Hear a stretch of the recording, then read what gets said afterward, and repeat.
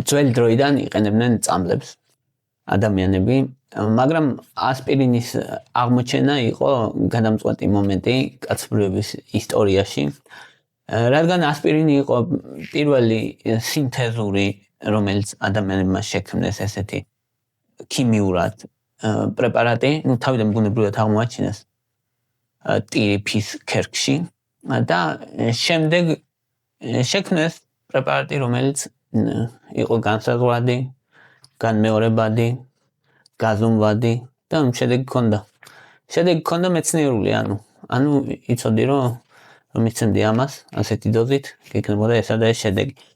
ეს იყო რევოლუცია ფარმაკოლოგიაში და ასპირინი მიიჩნევა თანამედროვე ფარმაკოლოგიის მამად ან დედად, საწყის წერტილად, ამოსავლად.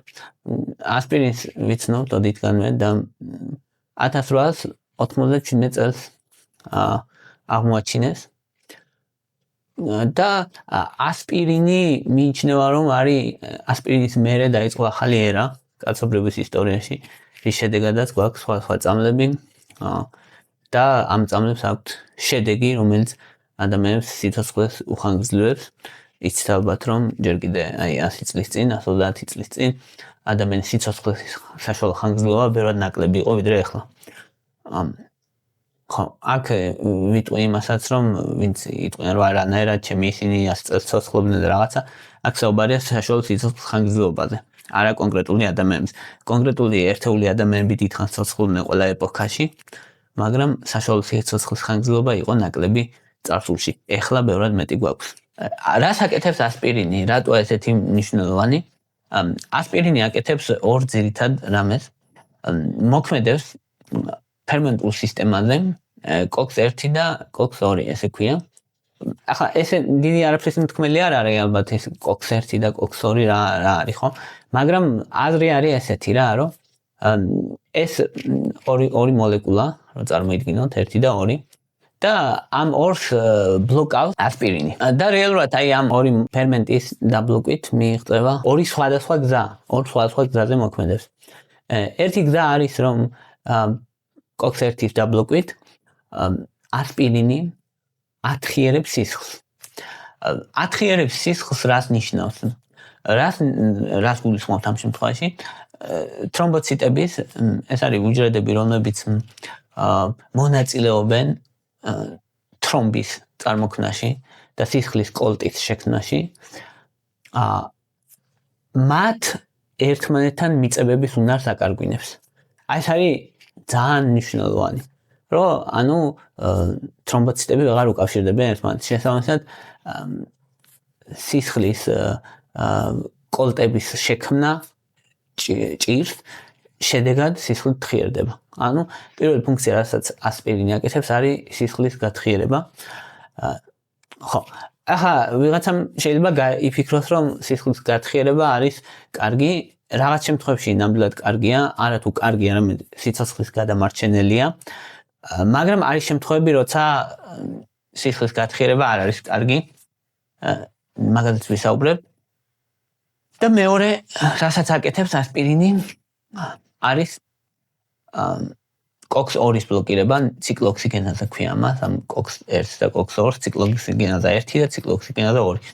და ეს მეორე გზა, COX-2-ის გზა, ანთებას ამცირებს.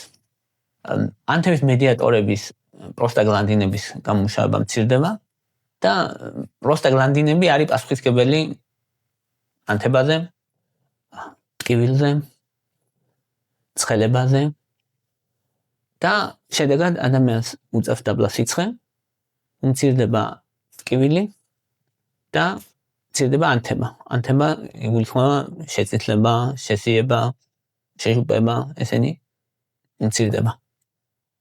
ეს არის ორი გზა, რასაც აკეთებს ასპირინი და ასპირინი არის ერთ-ერთი ყველაზე ძლიერი თავის კლასში.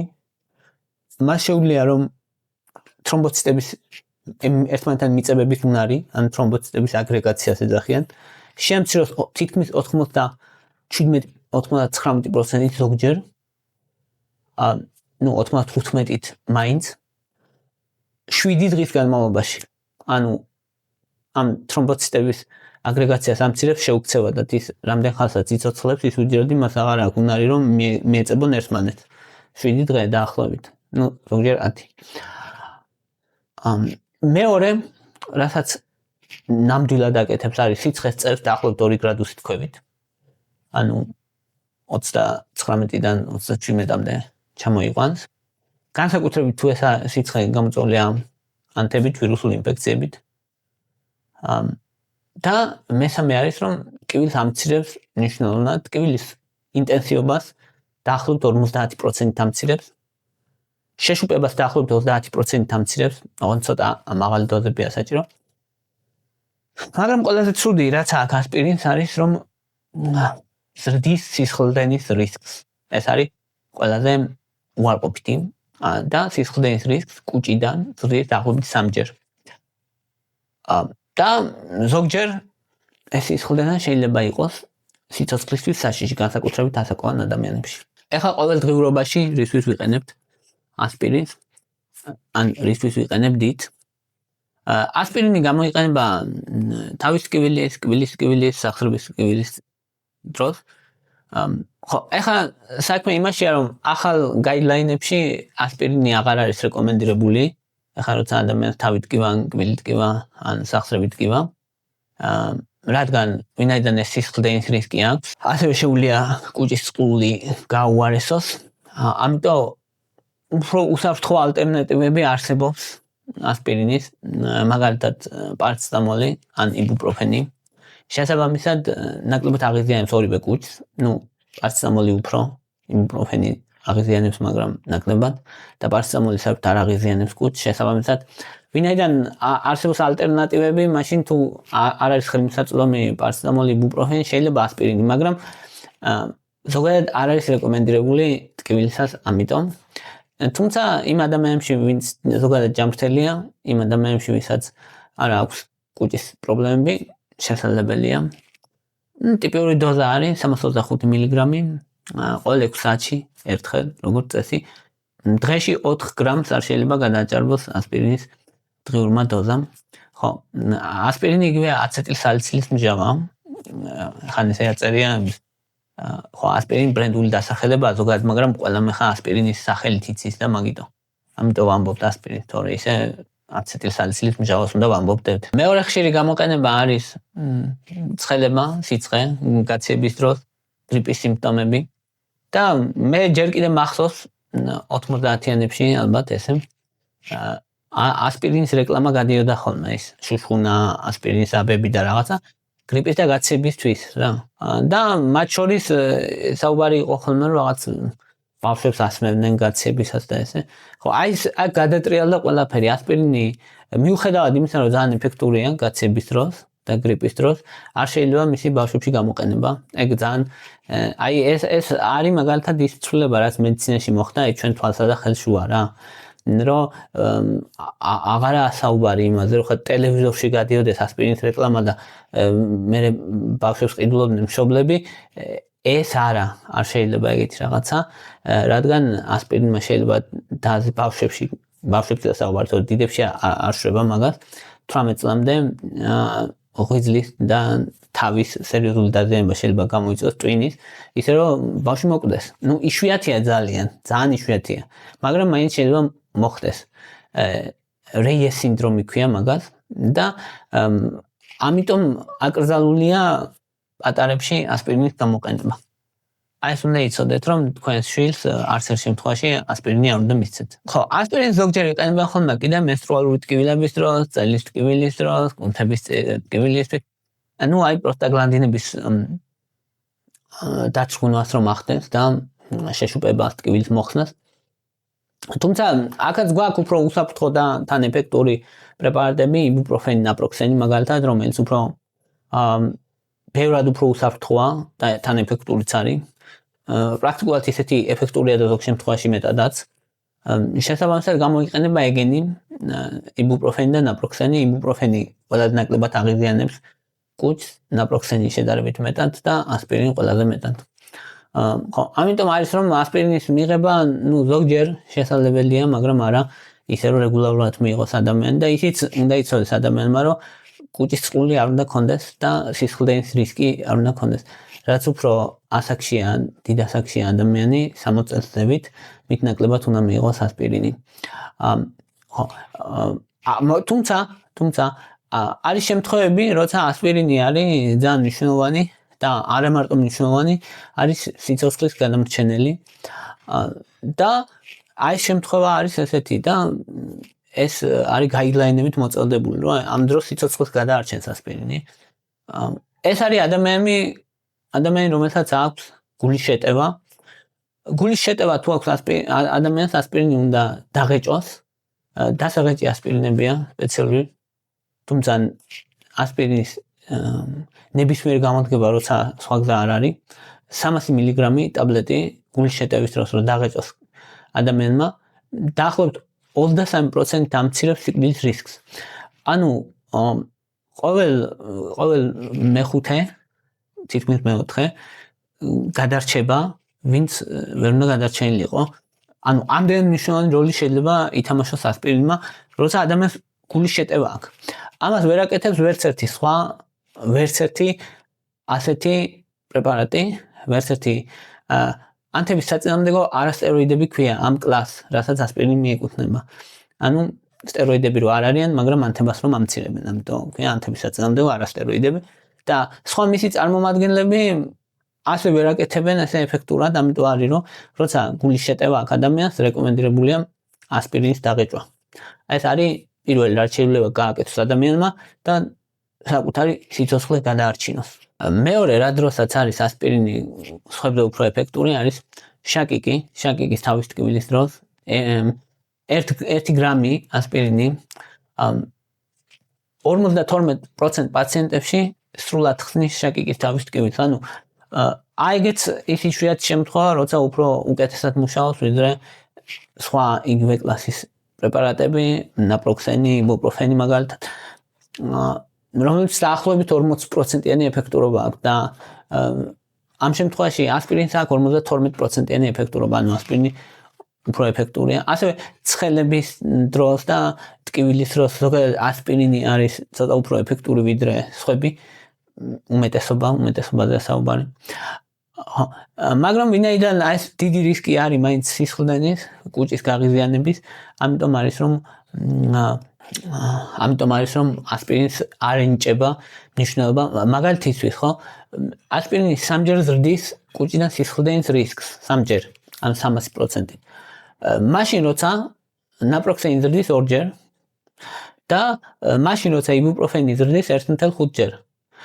ანუ უზარმაზარი სხვაობა ბევრად უფრო ეფექტურია რისკის შემცირების მხრივ, მაგალითად იბუპროფენი, დაბალი რისკი აქვს იბუპროფენს. ხო, აქ არის რომ მაგალითად თქვათ მაინც გიწევს ასპირინის მიღება, ხო? რა შეიძლება გააკეთო, რომ ეს კუჭის მხრივ რისკები შეამცირო, იმიტომ რომ ეს პრინციპში პრიორიტეტია, რომ თუ მაინც ვიღებ ასპირინს, მოდი როგორ რისკები ხონდა შეამცირო. ერთი არის რომ საკვებთან ერთად მიიღო, საკვები არ ძე. ამ შემთხვევაში კუჭის გაღიზიანების რისკს დაახლოებით 50% ამცირებს. და მეორე არის რომ პროტონ ტუმბოს ინჰიბიტორებთან ერთად მისი მიღება, ან თუ ადამიანი იღებს ასპირინს, მიიღოს ომეპრაზოლიც, მიიღოს ლანსოპრაზოლი, პანტოპრაზოლი ესენი, ანუ თითქმის 80% ამცირებს სისხლდენის რისკს ამ შემთხვევაში, თუ კი მათთან ერთად მიიღოს, მაგრამ ვერ ანულებს, ანუ რისკი არ არის განულებული, მაგრამ მნიშვნელოვნად არის შემცირებული.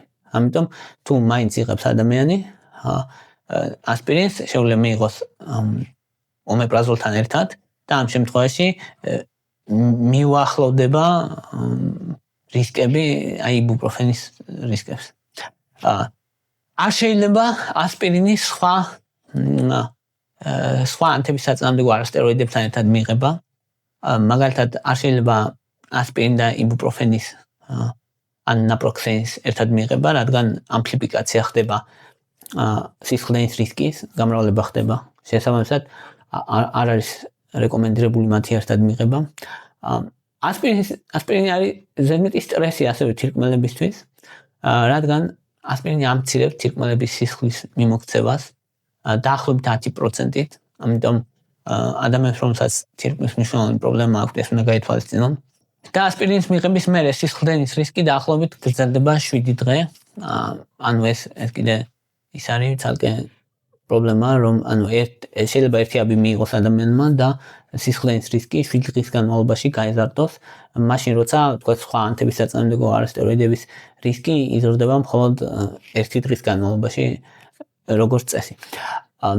ახლა ვთქვათ, რომელ გაიდლაინებშია, სად არის შეყვანილი გაიდლაინი, რა შემთხვევებში არის ასპირინი ისეთი ეფექტური, რომ გაიდლაინებით არის მოწოდებული და სადაც პირდაპირ არის რეკომენდირებული, რომ ამ დროს ეს გამოიყენე, იმიტომ რომ ყველაზე მაღალი მტკიცებულებები აქვს, რომ ეფექტურია. პირველი არის, როგორც გითხარით, გულის შეტევა, თუ ადამიანს გულის შეტევა აქვს, 300 მგ დასაღეჭი ასპირინი, იმიტომ რომ სიკვდილის რისკს შეამცირებს 23%. ეს არის ძალიან მნიშვნელოვანი რამე, ძალიან.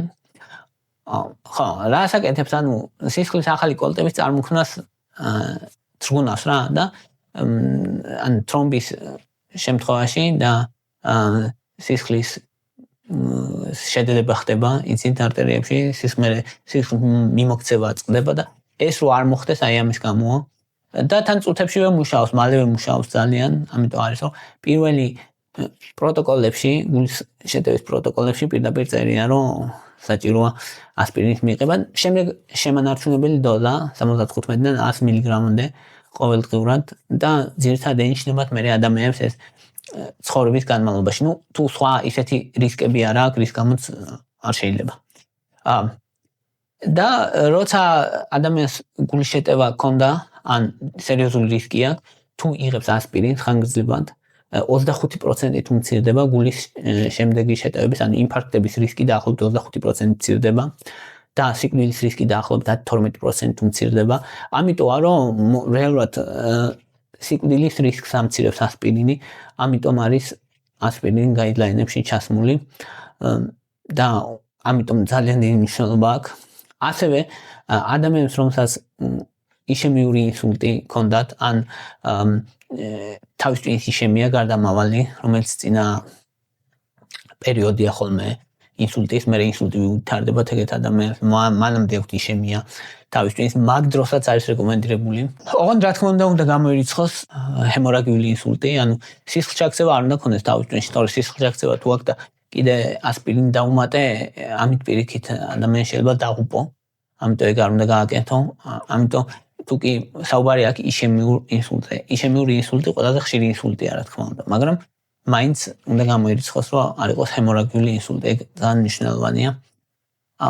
და ერთი კიდე აქვს მნიშვნელოვანი რაღაცა ასპირინთან დაკავშირებით, რომ ადრე იყო რეკომენდაცია, რომ აი ჯანმრთელ ადამიანებში 50 წლის ზევით მიიღოთ ასპირინი ყოველ დღე იმისთვის, რომ გული დაიცვა. ეგეთი რეკომენდაცია იყო. დღეს ეს შეიცვალა და ასე არ არის, რადგან თუ ზოგადად ადამიანი ჯანმრთელია, ამ ადამიანს სისხლდენის რისკი უძლიერდება, საჭმლის მონელებელი სისტემიდან სისხლდენის რისკი უძლიერდება და კი გულის დაავადების რისკი უმცირდება, მაგრამ ეს რისკი, სისხლდენის რისკი იმდენად მაღალია, რომ აბალანსებს იმ სარგებელს, რაც მოაქვს გულის დაავადების რისკისგან. ამიტომ თანამედროვე პროტოკოლებით არ არის რეკომენდირებული, რომ ყველას მისცე როგორც გულის გამცავი, განსაკუთრებით 60-დან ზევით მით უმეტეს განსაკუთრებით, იმიტომ რომ რისკი უფრო მაღალია, ვიდრე ბენეფიტები, ამიტომ არ არის რეკომენდირებული მისი მიღება. ასევე გაიდლაინებში სახელსაც არის, სადაც რეკომენდირებულია, ქალებსში პრეეკლამპსიის დროს, ანუ ეს გინეკოლოგიურ გაიდლაინებში მოწოდებული. პერიფერიული არტერიული დაავადება თუ აქვს ადამიანის ფეხების არტერიები რო ეხშობათ ხოლმე, ამ შემთხვევაში ხანგრძლივად ასპირინის მიღება ინიშნება რა და თრომბის წარმოქმნა და კოლტების წარმოქმნა შემცირდეს და შეწყდეს. და დაახლოებით სიკვდილის რისკს ეგ ასპირინის მიღება მან 25%-ით ამცირებს. ამიტომ პერიფერიული არტერიული დაავადება ვისაც აქვს და ბევრს აქვს სხვათა შორის, მათთანაც მნიშვნელოვანია. რივაროქსაბანიც ინიშნება ხოლმე მაგ დროს დაბალი დოზით, რათა დამატებითი პროტექცია ქონდეს სისხლძარღვებს. ასევე არის საინტერესო კიდე ძალიან, რომ ასპირინი ამცირებს ნაწლავის კიბოს რისკს. ასპირინი ამცირებს მსხვილი ნაწლავის კიბოს რისკს დაახლოებით 40%-ით. და მსხვილი ნაწლავის კიბოსგან სიკვდილის რისკს დაახლოებით 25%-ით ამცირებს. ანუ ეს ის ადამიანები, ვინც 75-დან 100 მგ-მდე ასპირინს იღებენ 5-ზე მეტი წლის განმავლობაში, აი ეს კიბოს რისკი მნიშვნელოვნად შემცირებული აქვთ. ნუ ახსნა არის, რომ ასპირინი სიმსივნის მაპროვოცირებელ ანთებას თრუნავს და მაგიტომ. ოღონდ აქაც რეკომენდებული არ არის ეს ზოგად პოპულაციაში, რომ ჩვეულებრივ პოპულაციაში რომ ასპირინი მიიღოს, იმის გამო რომ სიმსივნის რისკი შეამციროს, იმიტომ რომ ისევ რისკი არის სისხლდენის. და ეგ არის რეკომენდირებული სპეციფიურ შემთხვევებში, როცა ადამიანს აქვს სპეციფიური სინდრომი, ან ისტორია აქვს მშობლებში, რომ მსხვილი ნაწლავის კიბოთი, ვთქვათ, გარდაიცვალნენ მის მშობლები ან მშობელი. ანუ სპეციფიურ რისკი ვისაც აქვს იმ ადამიანებისთვის არის რეკომენდირებული მაგ შემთხვევაში ასპირინი. აი მთავარი რაც ასპირინთან დაკავშირებით ადამიანმა უნდა იცოდეს და წავიღოთ ის არის, რომ მას სისხლდენის რისკის გასამაგება შეუძლია, განსაკუთრებით კუჭის სისხლდენის, ასევე შინაგანი სისხლდენის სხვა. და მიუხედავად იმისა, რომ თქვა ომეპრაზოლთან ერთად ეს სისხლდენის რისკი შეგვიძლია 80%-ით შევამციროთ, ეს არ არის ნული. და ეს რისკი 7 დღე გრძელდება, ამიტომ ეს უნდა დავიმახსოვროთ. მიუხედავად იმისა, რომ ასპირინი შეუძლია სიცოცხლე გადაარჩინოს, გულის შეტევის შემთხვევაში მაინც საყურადღებოა. კუჭი ასევე მარტო სისხლდენაზე არ არის